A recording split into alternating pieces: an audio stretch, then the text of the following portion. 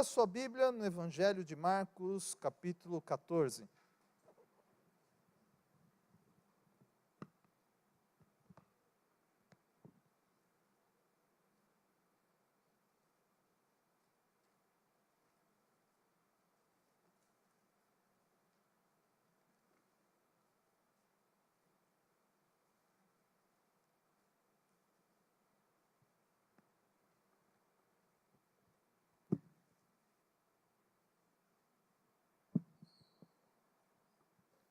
Marcos, capítulo 14, muito obrigado.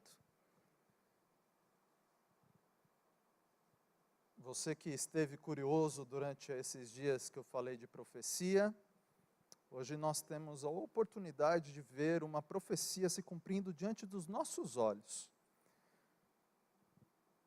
Uma profecia feita por Jesus. E diz assim, Evangelho de Marcos, capítulo 14, a partir do versículo número 3.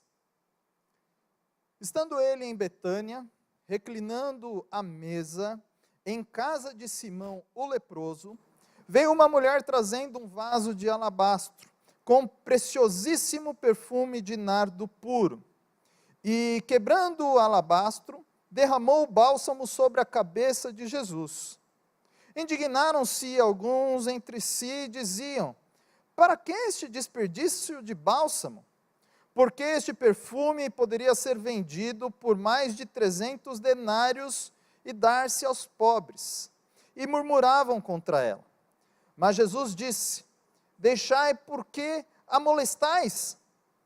Ela praticou boa ação para comigo, porque os pobres sempre os tende convosco, e quando quiserdes podei fazer-lhes bem, mas a mim nem sempre me tendes. Ela fez o que pôde, antecipou-se a ungir-me para a sepultura. Em verdade vos digo que, onde for pregado em todo o mundo o Evangelho, também será contado o que ela fez para a memória sua. Amém. O fato que aqui é relatado também está registrado pelos evangelistas Mateus e João.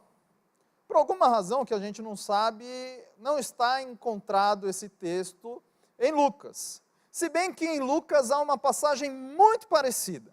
Ali nós encontramos a história de uma mulher, se chama Maria, que veio e ungiu os pés do Salvador. E lá também havia um Simão, onde foi feito isso. Mas ao contrário do que está relatado aqui, nós vemos que não é a mesma história, porque aquela Maria era identificada como pecadora, muito provavelmente uma prostituta. E o Simão não é um Simão leproso, e sim um fariseu, que recrimina Jesus por aceitar aquilo. E esse episódio, essa mulher não é uma mulher pecadora. O Simão não é um Simão fariseu. E nós vemos que essa não é a mesma história. Porque o que está acontecendo aqui, esse episódio, se trata de uma festa, de uma reunião, um jantar que decidiram fazer para Jesus. E essa pequena festa tinha como objetivo honrar a figura de Cristo. Estava ali este Simão, que era leproso, e o texto, na verdade, eu gostaria de corrigir, porque ele não era um leproso, ele era um ex-leproso, porque se alguém está leproso, não podia viver na comunidade, tinha que ser excluído. Muito provavelmente o leprosário ficava perto do aterro, se não no aterro sanitário da cidade, e não podia ter contato nem mesmo com a família. O máximo que a família fazia era pegar, preparar uma marmita de vez em quando e levar até perto dele, mas não exatamente até ele. Então este homem tinha que ser excluso da sociedade, e não é o que nós vemos aqui. Então, não há razão para nós crermos que ele continuava leproso. E muito provavelmente, Simão fez essa reunião, convidou essas pessoas talvez porque queria agradecer a Deus de forma pública, agradecer a Cristo de forma pública, por ter sido curado. E ali foram convidadas outras pessoas. O texto de João diz que, o texto correlato diz que ali estavam Marta, Maria e Lázaro, os irmãos de Betânia e também os discípulos. Então, essa festa tinha uma pessoa que era Simão, que tinha motivos para agradecer Jesus. Mas não somente Simão. Marta e Maria e Lázaro também tinham motivos de sobra para agradecer, para honrar a Jesus. Afinal de contas, há poucos dias, há pouco tempo atrás, Jesus havia curado, havia ressuscitado Lázaro. Então, imaginem só vocês o sentimento que Marta, que Maria, que o próprio Lázaro tinha. Em especial, Maria, que é quem é a personagem principal dessa história. De talvez ter há poucos dias o sentimento transformado. Ela que pensava que nunca mais ia ver o seu irmão. Ela que pensava que nunca mais ia sentir o calor do abraço daquele que provavelmente era o arrimo da família. Aquela que estava tentando se acostumar com o fato de nunca mais ouvir a voz do seu ente querido. De repente, o vê ressuscitado dentre os mortos. É mais do que motivo de agradecimento. Eu talvez ouso dizer que esse sentimento de ver aquele que pensava que nunca mais ia ver de volta ao convívio da família é algo indescritível. É algo que talvez a minha concepção humana não consegue. Então nós temos aqui mais do que razões de pessoas, dois grupos de pessoas que se juntaram para honrar, para engrandecer, para louvar, para agradecer a Cristo Jesus pelos seus bens feitos. Aliás, essa ideia talvez é a mais gloriosa possível. Porque isso deveria provocar em todos os outros que estão ali o mesmo sentimento. Mas eu acho muito interessante que esse texto, ele está colocado numa posição muito interessante por Marcos. Reparem que no verso 1 e 2, antes dessa narrativa, nós temos uma informação que os principais sacerdotes, os escribas, estavam juntos procurando uma maneira de matar Jesus, mas não sabiam como. Diz o versículo 2 que eles disseram assim: não durante a festa, para que não haja tumulto entre o povo. E esta ocasião está antes e depois do versículo 9, os versículos 10 e 11, diz algo também mais interessante. Diz assim: então Judas, o Iscariotes, um dos 12, foi ter com um dos principais sacerdotes para lhe entregar Jesus. Eles, ouvindo, alegraram-se e lhe prometeram dinheiro. Nesse meio tempo, buscava ele uma boa ocasião para entregar. Ou seja, nós temos antes homens, os principais sacerdotes, os escribas, procurando um jeito de matar Jesus. E aqui, depois desse texto, dessa festa, Judas, um dos amigos de Jesus, vai até eles e fala: eu tenho um plano, eu sei como. Mas esse texto da festa da gratidão está exatamente no meio registrado e traz para nós uma manifestação de uma lamentável verdade presente no nosso gênero humano. Que mesmo mediante as coisas que Deus faz, mesmo mediante aquilo que nós podemos vivenciar um com os outros, muitas vezes podemos vivenciar também a falsidade humana encontrando ponto em meio a uma devoção completa e calorosa. Nós encontramos autoridades querendo matar Jesus, nós encontramos um dos amigos de Jesus providenciando a morte de Jesus, mas o foco principal que eu quero dar é que nós também encontramos no meio desses grupos pessoas que amam a Jesus, que reconhecem os grandes feitos de Jesus e estão prontosas a honrar a Jesus através daquela festa. E eu queria considerar com vocês, irmãos, algumas verdades, algumas lições que estão claras diante de 3 fatos narrados neste texto. O primeiro fato que encontramos aqui é que há uma preciosa atitude de louvor, de dedicação ao Senhor. Olha só o que diz o versículo número 3. Estando ele em Betânia, reclinando à mesa, em casa de Simão o leproso, veio uma mulher trazendo um vaso de alabastro com preciosíssimo perfume de nardo puro, e quebrando o alabastro, derramou o bálsamo sobre a cabeça de Jesus. Segundo esse texto de Marcos, está tendo a festa, está tendo o jantar, e de repente entra uma mulher, não identificada aqui, se bem que João fala que é Maria, irmã de Lázaro, vai por trás de Jesus e quebra esse vaso de alabastro, contendo um perfume preciosíssimo. Exatamente essa mulher que teve o irmão de volta, faz isso, e o texto vai classificar esse perfume de uma maneira muito especial. Preciosíssimo perfume de nardo puro. Sabe o que isso significa? Que esse perfume é original. Não é esses que a gente compra no camelô. Não é esses, como eu posso dizer, não é uns Jequiti, umas coisinhas mais simples, não. Gente, é um negócio importado. E nesse caso é literalmente importado. O perfume, esse bálsamo, esse perfume, ele era usado em 2 situações.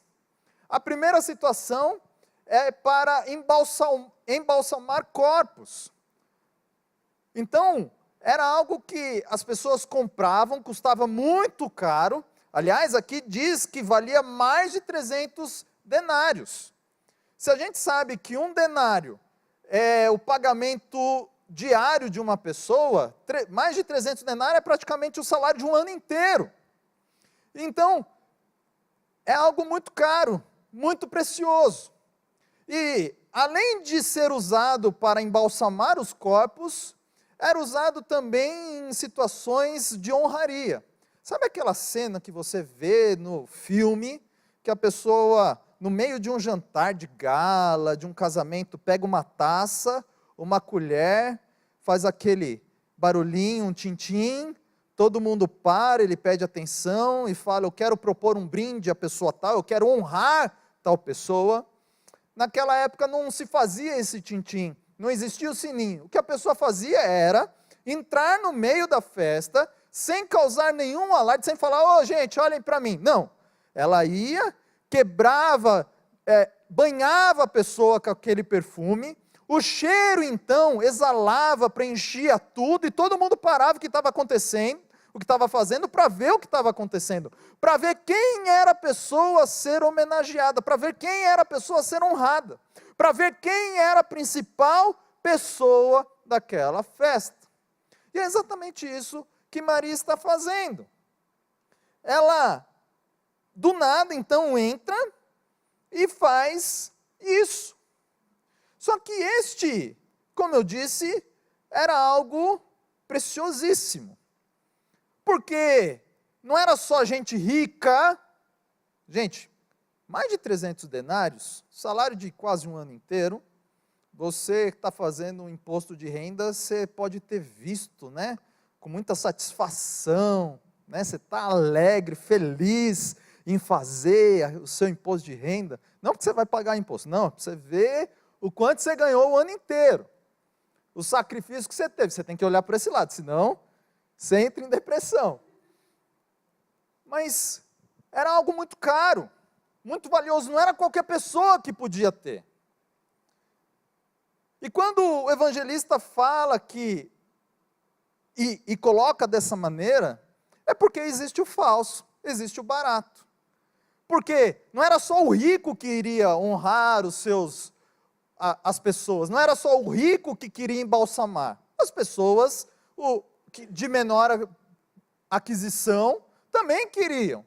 Então tinha o negócio mais misturado, o negócio que não era tão especial. Esse nardo puro era trazido lá da Índia, lá do Himalaia, vinha por camelo, ficava dias em viagem, quando chegava ali em Israel, era caro mesmo. Então tinha uma coisa de uma outra raiz, uma coisa mais simples, uma coisa misturada. Mas o ponto é que ele traz essa informação para deixar claro uma coisa. O que essa mulher está fazendo, o que ela está consagrando, é algo precioso. É algo de grande valor.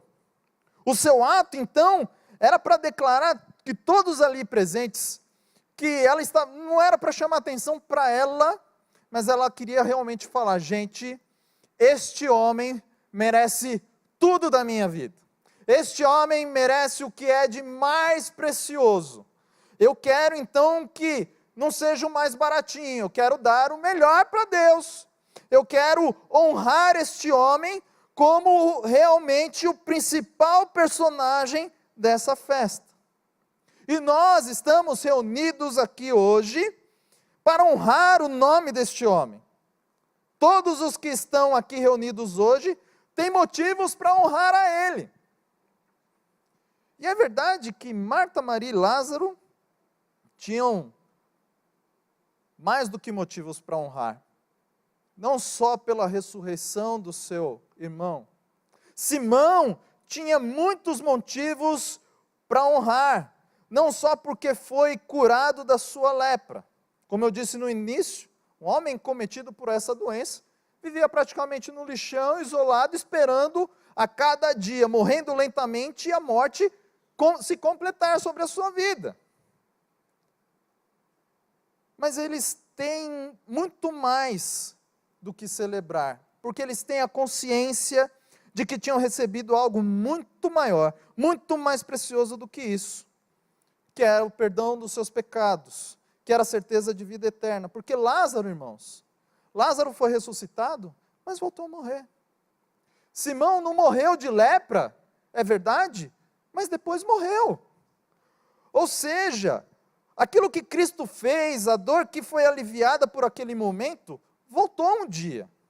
Mas a dor do pecado, a dor da condenação, a dor do inferno, a dor da separação eterna de Cristo Jesus, essa dor foi aliviada para sempre. E isso que o Senhor concedeu para eles era algo que de fato não podia ser mensurado de forma nenhuma.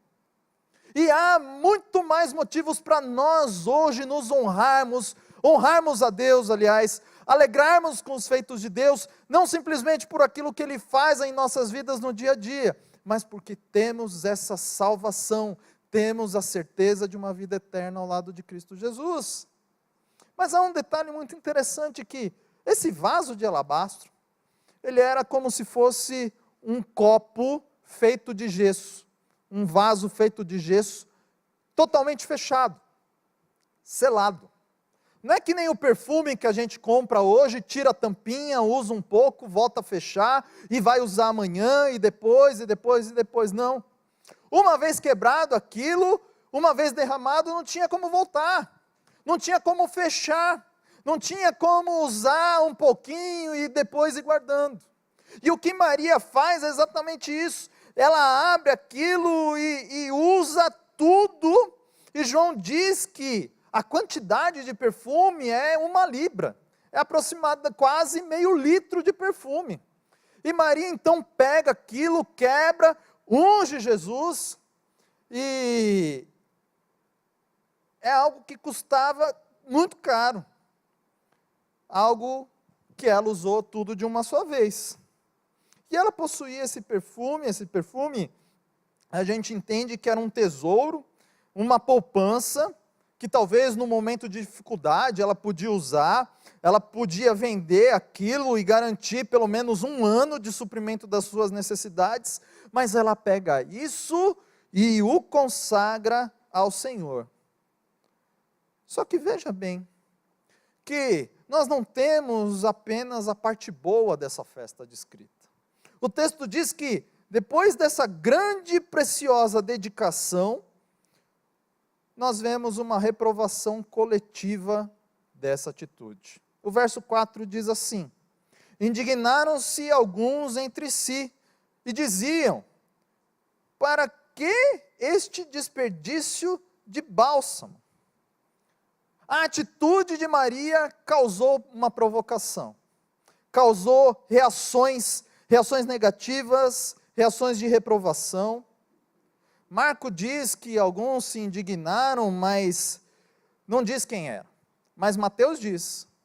Mateus diz que os discípulos, na verdade Mateus assume a culpa, porque ele é um que está ali no meio dos 12, ele fala: nós nos indignamos. Aliás, nós reprovamos, nós nos levantamos contra a atitude dela. E João vai dizer mais: não só os discípulos foram contra, como teve um líder nesse motim todo, que foi Judas. Aquele que fomentou o negócio todo foi Judas. Porque Marcos diz que a discussão deles era o seguinte: isso podia vender, isso podia pegar o dinheiro e dar aos pobres. E alguém pode: nossa, que coisa bem pensada, uma coisa boa de fato, fazia muito sentido isso. Mas essa ideia, segundo João, quem deu foi Judas. Então, imaginem a situação na verdade. Maria pega o frasco, vai até Jesus, derrama sobre Jesus, consagra isso para Jesus, e ali atrás dela tem os homens todos olhando para ela, mas sem dizer uma palavra, mas indignados, pensando: gente, tem alguma coisa errada aí. E quando ela vira, ela vê todos eles olhando para ela, com aquele olhar de reprovação, com aquele olhar de: que loucura foi essa? O que você está fazendo? Mas não disseram nada, até que Judas vira e fala: minha filha, você é louca? Isso podia ter sido vendido e dado aos pobres. E aí quando ele fala isso, é como uma faísca no meio do combustível. Você começa a ver a cena daqueles que só te reprovavam com os olhares, agora começam a apontar o dedo para ela, começam a dizer as mais besteiras possíveis, e Judas com aquele sentimento todo de querendo pegar aquela mulher, se pudesse esganar e falar: você é louca, o que você fez? Você podia ter dado isso aos pobres.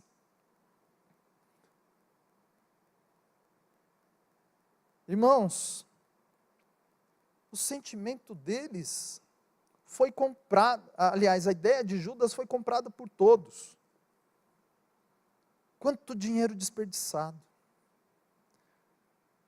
Quantas famílias davam para ajudar? Talvez podia ajudar uma família por um ano inteiro, ou então ajudar 300 famílias num dia, ajudar 10 famílias, e aí você vai fazendo a conta, dá para ajudar 10 famílias por tanto tempo, 5 famílias por tanto tempo, é fácil. E eles estão com essa ideia: por que você jogou tanto dinheiro fora? Como que você desperdiça algo tão precioso? Algo que poderia ser resultado de uma vida inteira de economia. E você jogou isso fora tudo de uma vez. Por que você fez essa loucura? Para todos os lugares que Maria olhou, ela podia ver, encarar estes homens com este olhar de reprovação para ela. E é bem possível, irmãos, que os discípulos tinham talvez uma preocupação sadia de: poxa, realmente podia ser dado aos pobres. Mas Judas, aquele que fomentou isso, de João, que na verdade a intenção dele era outra. Ele era ladrão. Ele talvez foi levado como aquela figura do desenho animado. Sabe quando alguém fala de dinheiro e o cifrão vira o olhinho assim? E Judas, tomado por isso, vendo Maria chegando com aquele negócio, pensou, ela vai doar para Jesus, ela vai ofertar para Jesus. Isso vai dar para fazer muita coisa.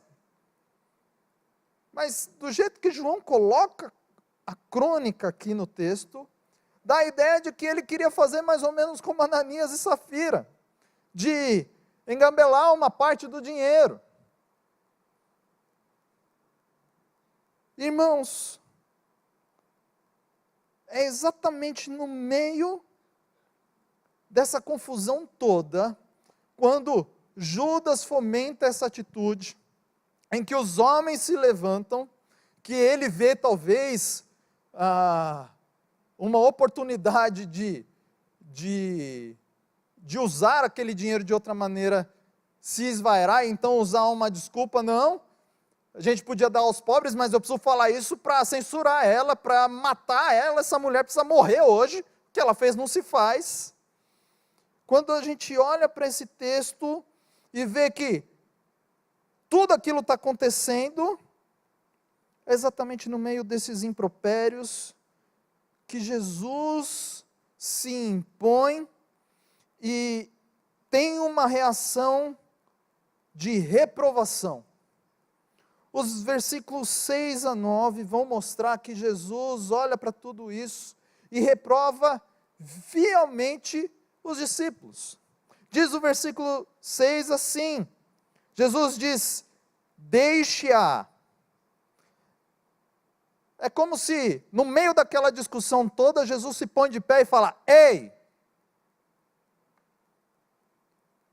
abaixa a bola todo mundo, fica todo mundo quieto. Vocês não sabem o que vocês estão falando. Vocês não estão entendendo nada.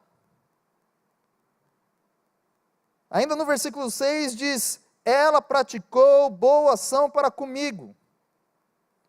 E aí você pode imaginar a cena. Aqueles homens tudo reclamando, tudo falando um monte de besteira. Jesus, ei, fala isso. Eles, ué, não entendi nada. Jesus está aprovando isso?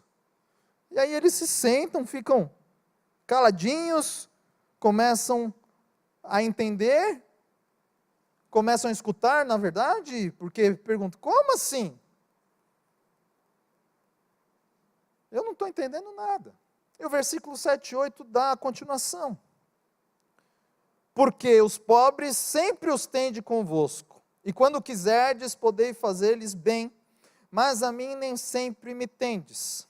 Ela fez o que pôde, antecipou-se a ungir-me para a sepultura. Quando Jesus repreendeu os discípulos, ao mesmo tempo ele elogia, ele enaltece a ação daquela mulher. Ele olha e fala, escutem, o que ela está fazendo é algo bom, é algo belo, é algo que de fato merece a minha aprovação. O que ela está fazendo tem um significado, é algo generoso, é algo maravilhoso. Irmãos, não é que Jesus não se importava com os pobres. Nós temos diversos outros episódios no Novo Testamento, inclusive aqui no Evangelho de Marcos, alguns capítulos antes, no capítulo 10, por exemplo, versículo 21, capítulo 12, 42. Enfim, porções que estão falando de Jesus, falando sobre o cuidado com os pobres. Paulo diz para cuidar do necessitado. Ensina a Timóteo, ensina a igreja a cuidar dos necessitados. A lei de Deus no Antigo Testamento previa anos de jubileu como anos de resgate, onde as pessoas que se endividavam tinham a oportunidade de recomeçar. Nós olhamos para a história de Ruth e vemos que Ruth vem repassando a lavoura porque havia uma lei que determinava que na colheita aquilo que você não conseguia pegar, aquilo que batia na sua mão e caía, era para deixar para as pessoas que não tinham condições, para as viúvas, para os órfãos, para os pobres, para os deficientes, para as pessoas terem uma fonte de alimento. É claro que a Bíblia sempre vai ter momentos de preocupação com os pobres, e Jesus não está condenando essa preocupação. O que Jesus quer dizer aqui, na verdade, é que haveriam muitas outras oportunidades de cuidar dos pobres.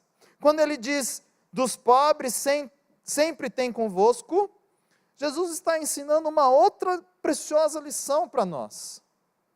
Existem coisas na nossa vida que são muito importantes, mas existem coisas que são urgentes. E entre o importante, entre o urgente, nós temos que optar pelo urgente. E esse urgente era uma ação que não poderia ser feita em outra ocasião. Jesus logo mais vai ser preso, vai ser crucificado, vai morrer, vai ser sepultado. Não haveria outra oportunidade para demonstrar essa gratidão, este louvor, essa honra para com o Senhor. O que Cristo está querendo mostrar, então, é que a nossa oportunidade de demonstrar gratidão, amor, honra em relação a Cristo, em relação ao seu ministério terreno, estava passando. E parece que os discípulos ainda não tinham entendido isso. Parece que os discípulos não viram o que Maria viu. Porque, quando Jesus diz assim no versículo 8, antecipou-se a me ungir para a sepultura, e eu disse no começo que um dos objetivos desse embalsamar era para o corpo, para sepultar. O que Jesus está dizendo, em outras palavras, para os discípulos é o seguinte: ei, há quanto tempo eu estou dizendo para vocês que eu vou morrer, e vocês não estão acreditando? Eu disse outro dia para Pedro que eu ia morrer, e ele falou, Senhor, tem misericórdia de ti mesmo, tem pena de ti mesmo. Eu disse, arreda-te de mim, Satanás. Eu estou falando para vocês que eu vou morrer, e vocês estão falando, mas quem vai ser o maior no reino? Quem vai sentar à direita, quem vai sentar à esquerda? Eu estou dizendo para vocês que eu não sou esse libertador que vocês estão esperando, um libertador político que vai tirar das mãos de Roma, mas vocês ainda não entenderam e pensam que o meu plano é para este tempo, é para agora, é para este mundo.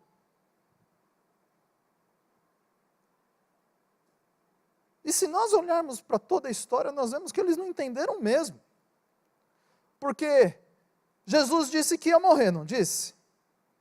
Disse que ia ressuscitar, não disse? No terceiro dia, quem estava lá no túmulo para ver ele ressurreto? Não foi ninguém. As mulheres que foram lá foram para embalsamar ele. E a preocupação delas era quem ia tirar a pedra. E quando elas chegam lá, vê que Jesus não está lá, diz o texto ali que Maria, não essa Madalena, se põe a chorar, desesperada. E quando Jesus chega, ela não reconhece e vira para ele, onde você colocou o corpo de Jesus? Fala para mim, eu preciso saber. A Bíblia fala que os discípulos no caminho de Emaús estão lá, Jesus aparece, eles estão tristes, falam, escuta, por que vocês estão tristes? E eles olham como, ué, de que planeta você é? Você não está sabendo? Jesus, aquele que nós reputávamos por Messias, morreu. Dizem aí as pessoas que ele ressuscitou. Nós não vimos ainda. Aliás, Jesus aparece para os discípulos, está faltando um, está faltando Tomé. E aí os discípulos vão falar, Tomé, nós vimos o mestre. O que ele fala? Eu só acredito vendo. Aliás, não só vendo, eu quero botar o dedo na ferida. Incredulidade. Parece que muitas vezes Deus está nos ensinando algo, Deus está falando algo para nós, e a gente continua não entendendo.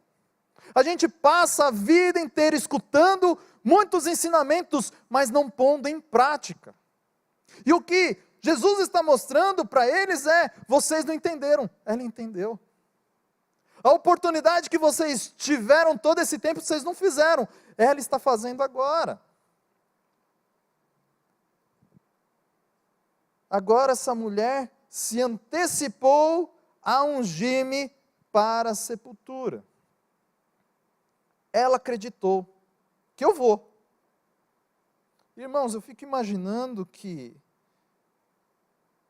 o fato dela ter levado essas palavras a sério, talvez, o que passa pela cabeça dela. Talvez eu não vou ter realmente nenhum outro momento.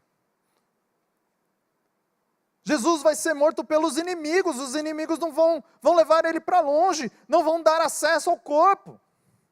Se eu tenho a oportunidade de fazer, eu preciso fazer agora. Se eu tenho uma oportunidade de honrar a Jesus, de agradecer a Jesus, de louvar a Jesus, eu preciso fazer agora. Porque talvez eu não tenha outra oportunidade. E sabe, irmãos, às vezes a gente precisa mostrar a nossa honra agora. E diante de todas essas circunstâncias, nós podemos aprender algumas lições disso. E eu creio que a primeira lição que a gente aprende e nós podemos aprender com Maria, é de que nenhum esforço, nenhum sacrifício, nenhuma dedicação, nenhum trabalho, nada que possamos consagrar a Deus é demais para demonstrar amor, para demonstrar gratidão, para demonstrar honra para o Senhor. Nós nunca podemos ter em nossa mente que aquilo que nós fazemos é o suficiente. E lamentavelmente, eu já ouvi de algumas pessoas, de que eu já fiz demais para Deus. Eu já trabalhei demais. Ou que em determinadas circunstâncias dizem, isso é sacrifício demais.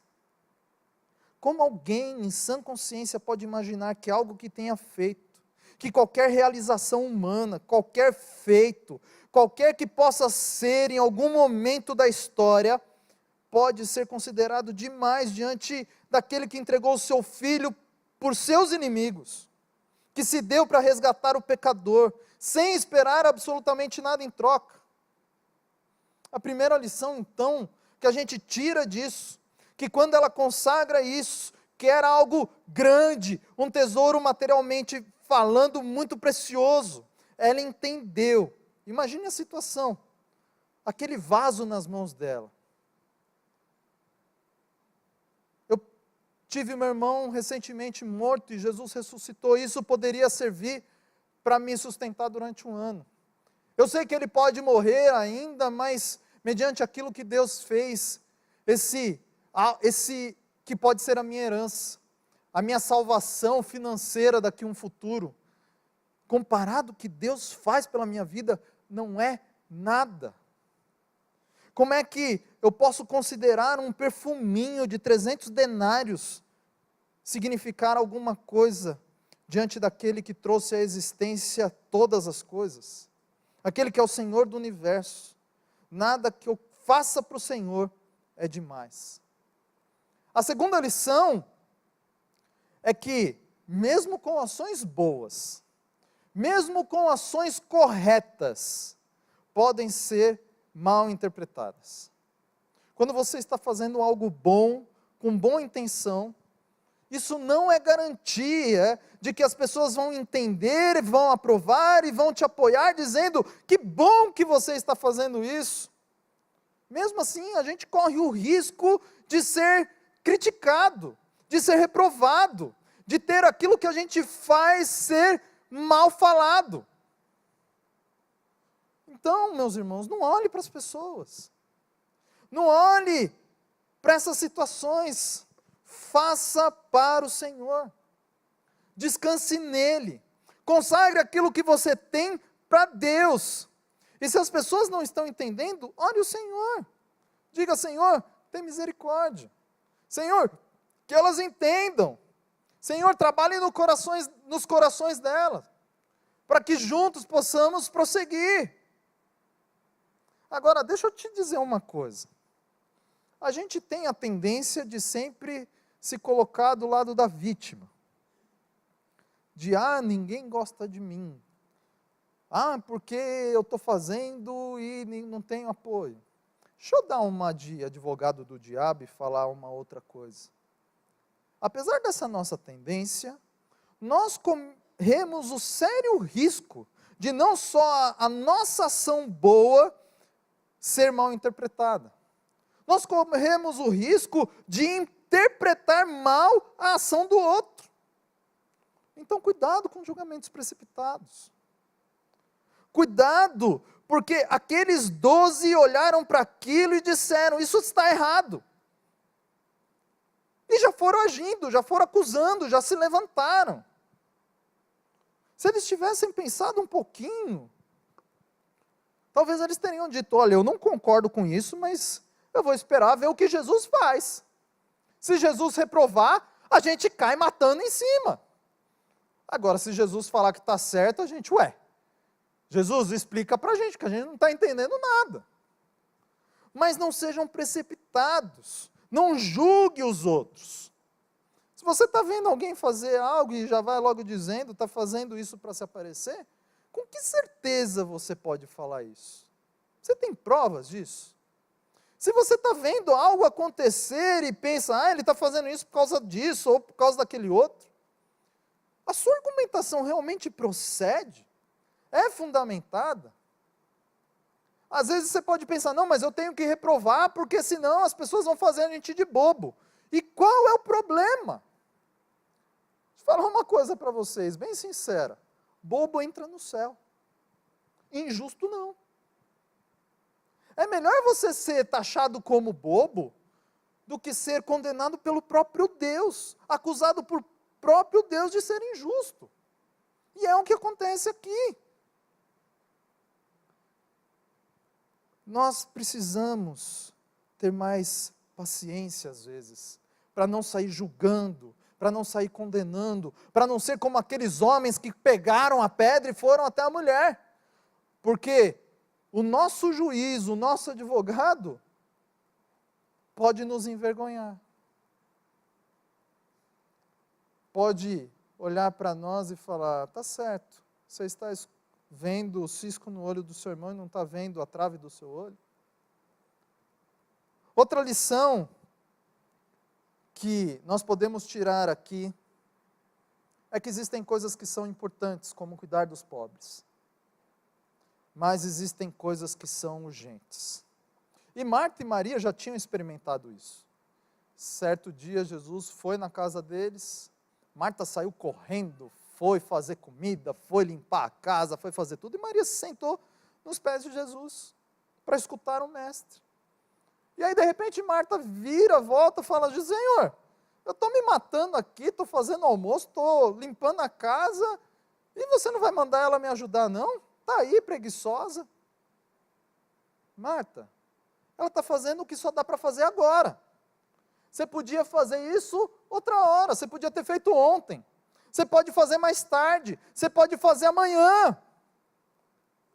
Mas conversar comigo é só agora. Ter aqui comigo é só essa oportunidade. Há coisas que podem esperar, podem ser feitas em outro momento.